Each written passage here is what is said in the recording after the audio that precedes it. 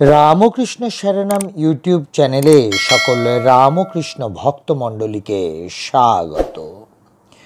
ওং স্থাপকায় চ ধর্মশ্চ সর্বধর্মস্বরূপিণে অবতার বরিষ্ঠায় রামকৃষ্ণায় তে নমঃ। পুজো কি? খেয়ে দিয়ে কি পুজো করা যায়? নির্ধারিত সময় ধরে উপোস না করে পুজো দিলে সে পুজোর কি কোনো সার্থকতা নেই?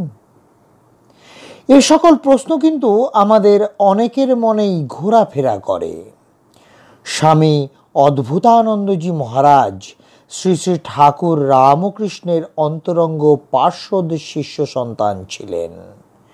ঠাকুর প্রসঙ্গে তিনি তাঁর স্মৃতিচারণায় ঠিক এই বিষয়গুলোই আলোচনা করেছিলেন। আসুন শুনে নেওয়া যাক।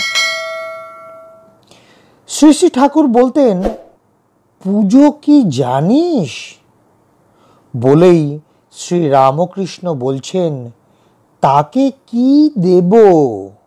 সবই তো তাঁর। ভালো ভালো জিনিস যা দিবি তার ছাড়া তো কারণ নয়। এরপর শ্রী শ্রী ঠাকুর একটি অসাধারণ গল্প বললেন। ঠাকুর বলছেন, একবার একজন বড়লোক তাঁর নিজের বাগানের বৈঠকখানায় গিয়ে বসে আছেন। বাগানের মালিটালি সব বাগানের কাজে ব্যস্ত।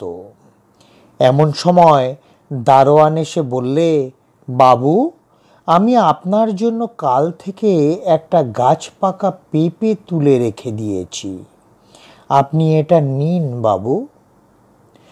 বাবু কিন্তু জানেন বাগান তার, গাছও তার, পেঁপেও তার। কিন্তু ওই যে দারোয়ান কত শ্রদ্ধা করে মনে করে পেঁপেটি তার বাবুর জন্য রেখে তাকে দিল, এটা কি বাবু দেখবেন না? দারোয়ানের শ্রদ্ধা কি বাবুর মনকে বিগলিত করবে না?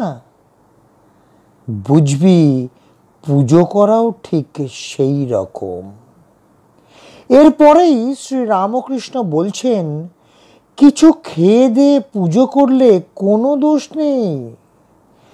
পেট খিদেই চুই চুই করলে পুজো করবে কেমন করে? কেবল খাবারের দিকেই তো মন পড়ে থাকবে।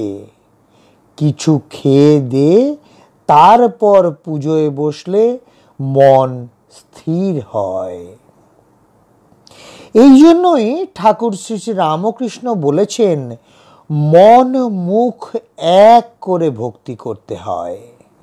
লোক দেখানো ভক্তিতে কোনো ফল হয় না, ওসব পাটোয়ারি বুদ্ধি। লোক দেখানো ভক্তিভাব বেশি দিন থাকে না, সময় মতন স্বরূপ ঠিক বেরিয়ে পড়ে। তাই যা করবে মন থেকে করবে, রীতি এবং শ্রদ্ধার সঙ্গে করবে। যে অমনি করবে সেই হবে আসল ভক্ত।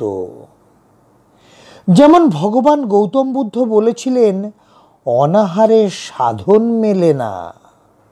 সুজাতার দান করা পায়েস খেয়ে তিনি বুদ্ধত্ব লাভ করেছিলেন। খালি পেটে যদি ভগবানকে পাওয়া যেত, তাহলে দারিদ্রতার অন্ধকারে নিমজ্জিত যে মানুষগুলোর দুবেলা আহার জোটে না, তারাই বোধহয় সবার আগে ঈশ্বর লাভ করত। জয় ঠাকুর রামকৃষ্ণ পরমহংসদেব, জয় ঠাকুর রামকৃষ্ণ পরমহংসদেব, জয় ঠাকুর রামকৃষ্ণ পরমহংসদেব।